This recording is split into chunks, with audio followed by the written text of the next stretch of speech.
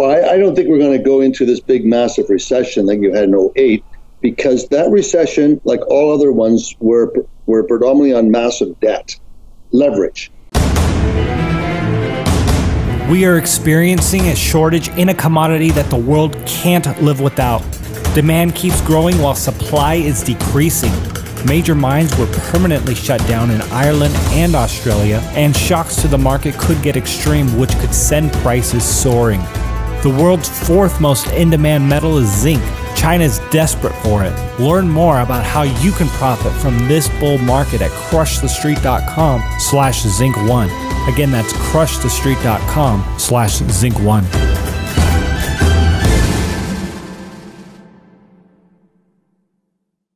Welcome into crushthestreet.com.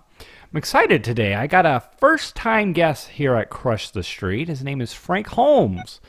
And so let's just talk here about gold for a little bit. It's making some stealth moves. It's crept up to 1,300 almost here. It's moved back down today. But it's been really one of the best performing asset classes of the year, unless you throw cryptos in there. But now gold is making a move, and I want to make sure the audience is keeping their eyes on this, because it's easy to get distracted out there, especially with the way the sector has been over the last few years. So I have on the line Frank Holmes of U.S. Global Investors, the CEO and Chief Investment Officer. And you know what? He's a man who understands the economy, the macro, and what's going on. And his website is usfunds.com. Frank, thanks for coming on the line with me today. Well, it's great to be with you and sharing my thoughts with your listeners. Well, again, thanks for coming on. I want to start off here. Let's start off with the economy and then get into gold. But I definitely wanted to start off with that. Bill Gross here says market risk is highest since before the 2008 crisis. And the Fed has been unable to easily hike rates as fast as they've been hoping for. Analysts are calling what we have here in stocks, real estate, and bonds this time around a bubble. And unlike 2008 and 2000, where, two of those, stocks and real estate in 2008 went down, and in 2000 we had just the stock market. Here we have three converging bubbles happening at once.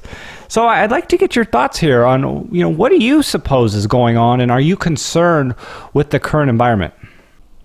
Well, I think there's so much to offer, share, Ken, with your readers, but I think to understand these macro themes, that we are big believers that government policies are a precursor to change, and to take the complexity of all the sentiment and the narratives of Trump tweets, etc., it really boils down to a binary model. So the binary is A and B, and we have monetary policy and we have fiscal policy.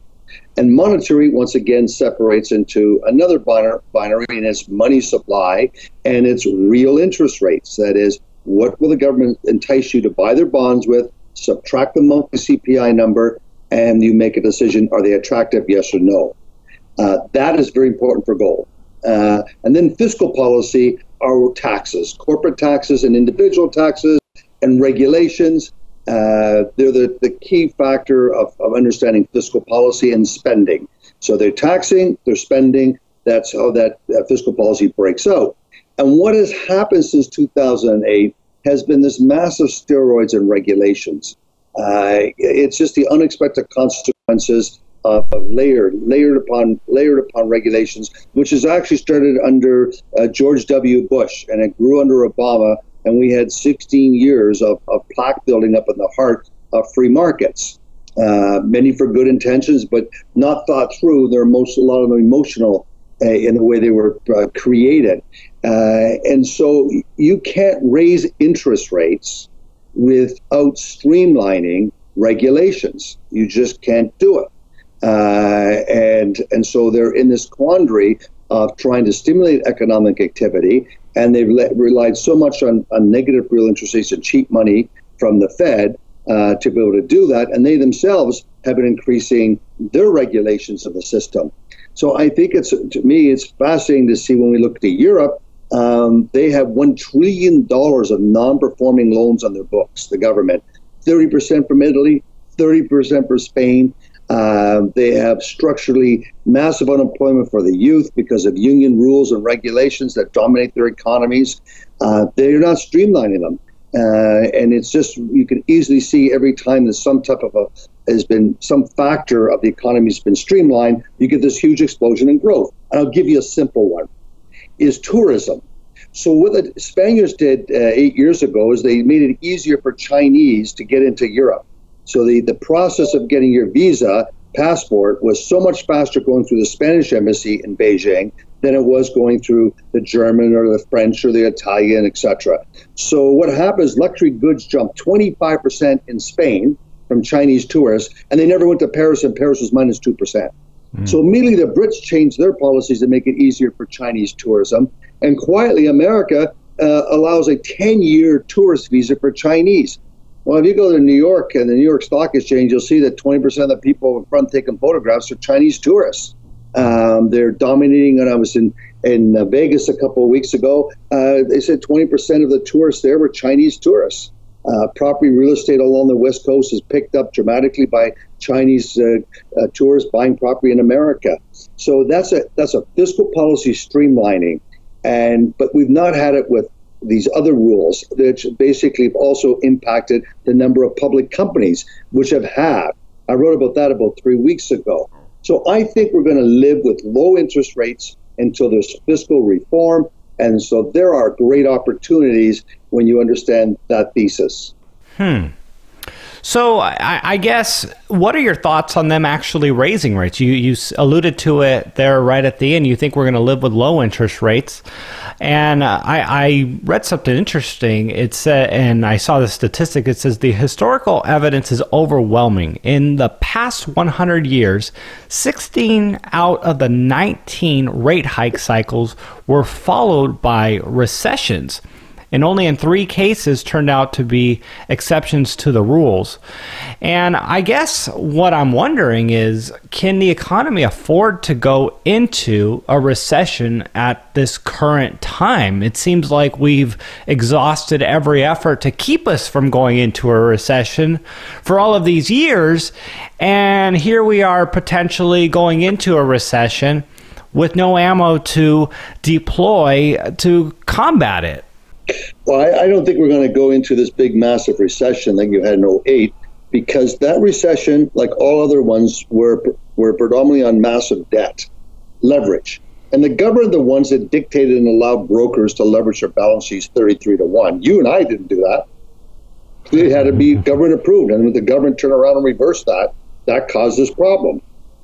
FASB 157, which is called mark-to-market, the implementation of that which came out in the beginning of 2008, saw Bear Stearns go bankrupt from it. And then you saw one factor after another. Almost every major crash in the economy, going back hundreds of years, is leverage. So is this economy right across the board leverage? No, nothing like before. What you do have is the car loans is a concern for being leveraged, but the overall housing is not. The banks aren't. There's so many regs and rules that prevent that. So I don't see that. Do I see stagnant growth? Yes, I see that, and that's why strong dividend-paying stocks, companies buying back their stock, they're outperforming. The government to stimulate economic activity like today. If you look at the 2-year government bond and you look at the 5-year government bond and the 10-year government bond, and you deduct the CPI number for last month of 2.2, along all those time periods, you have negative rates of return. So why would you buy those government bonds? You can go buy dividend-paying stocks higher than a 2-year government bond with positive rates of return and growth. You see that every time when you have negative interest rates like this, gold does well. So there are good pockets of opportunity when you understand this scenario. Well, you brought up gold, and I definitely want to talk about that here. And gold has been breaking out, hitting some key technical levels. I know this week it was above the 200-week moving average. And we have some geopolitical things happening. Saudi Arabia and a few other Middle East nations have cut ties with Qatar after accusing that small country of promoting terrorism. And of course, this situation reminds the marketplace of high potential for conflict in the Middle East and just why gold is a safe haven in general. So let's get your thoughts here on where we are with gold. Well, Ken, if you go back in the history books, those type of fears are short. They give a story to gold. They're really not important if you're trying to make money in a secular move in gold. It's understanding negative real interest rates and understanding the demand for the love trade from China and India, which India is affectionately known as 40% of the world's population, and they continue to be strong consumers of gold that gets put away and worn as jewelry, or it goes into a safety deposit box. So for us in our world, it's negative real interest rates, and it is the most predictive factor on price of gold movement.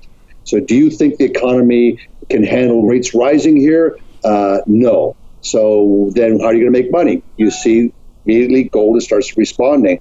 And I think the great opportunity right now is gold stocks. The GDXJ, which is the ETF for small cap gold stocks, was such a raving success that they garnered most of the fund flows last year at $5 billion. And all of a sudden, they started owning more than 20% of 20 junior gold stocks from Australia to Canada, and they started blowing them all out. And the last big blowout is June the 16th this year, in a couple of weeks.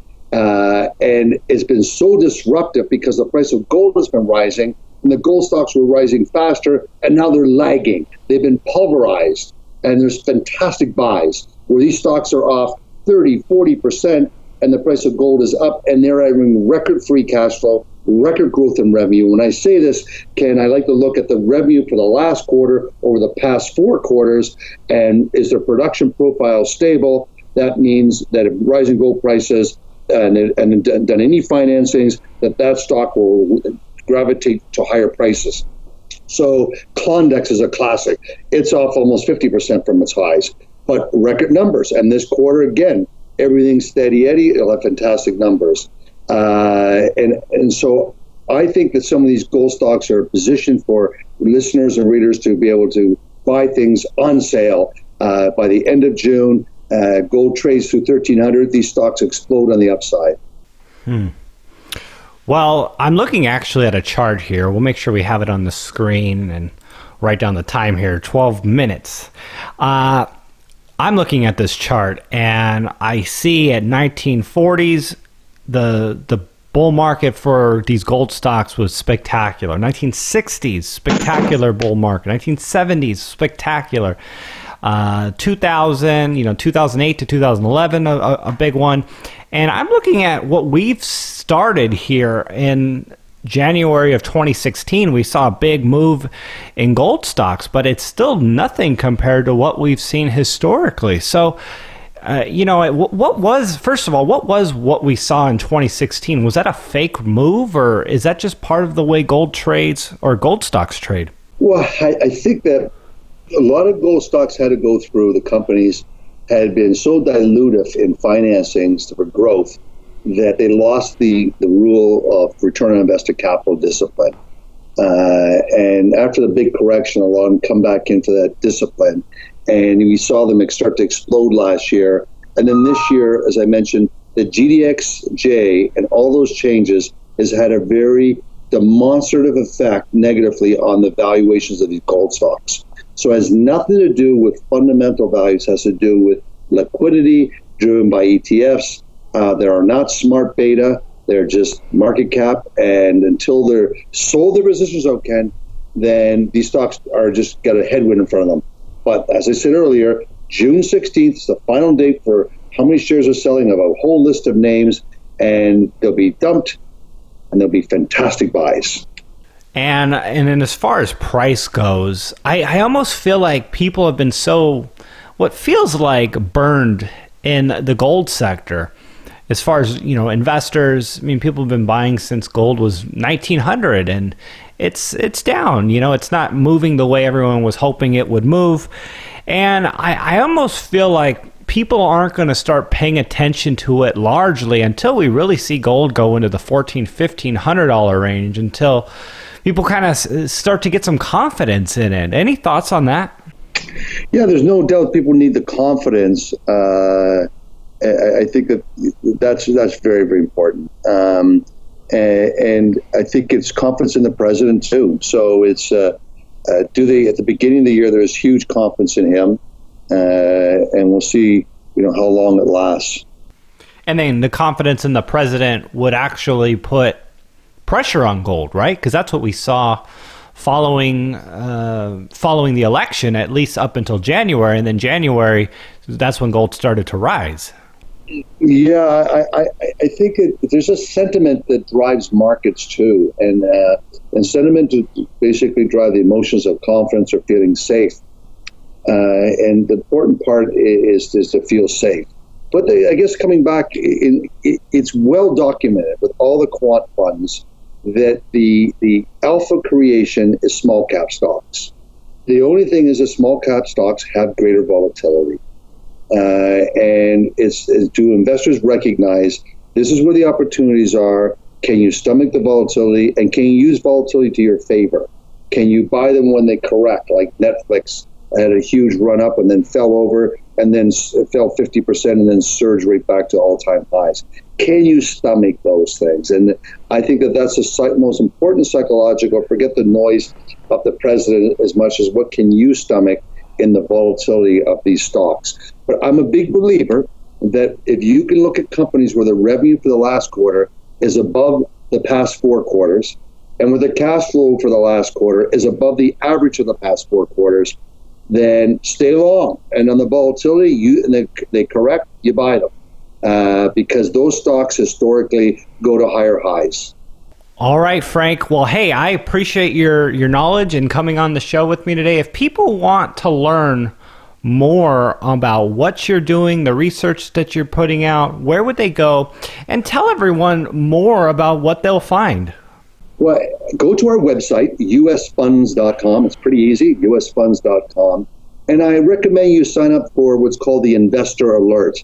It's published every Friday by the money management team on their thoughts of the world, my thoughts from traveling all over the world, and historical data that we like to look at. We've won the most awards in the mutual fund world as providing people with a timely content. It's a game film analysis of 3 sentences for strengths and weaknesses of the past week, and what could be the opportunities and threats for next week, what data point could be. So I think that's helpful. And we have some great clips there, one about gold.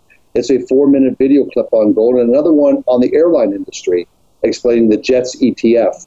And I think this is very important for investors. And the last is what's called Managing Expectations. It's a set of essays I've written on people to understand the DNA of volatility, that different asset classes have different DNAs of volatility over 1 week, 1 month, 1 quarter, 1 year.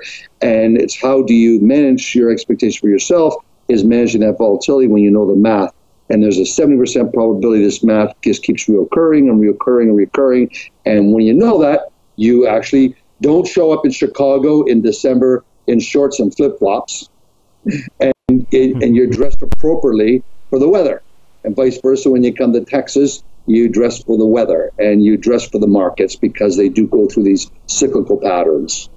Excellent words of advice there. Well, Frank, hey, you're a trailblazer, you're a thought leader, and I appreciate you coming on the line and sharing your insight with us, years of insight with us here today. So thanks so much.